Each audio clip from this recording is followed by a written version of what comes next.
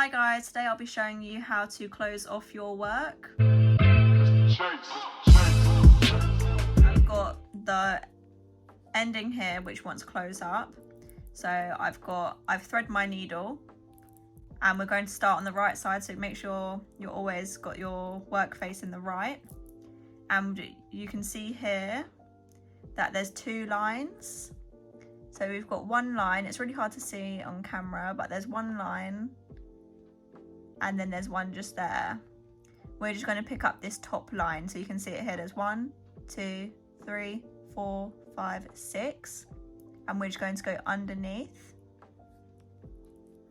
pull through, go to the next one, underneath, pull through, again, underneath, pull through. Start turning your work just to make it easier for yourself, and then just keep going around. And I normally go around 6 times because normally I end up with 6 stitches at the end.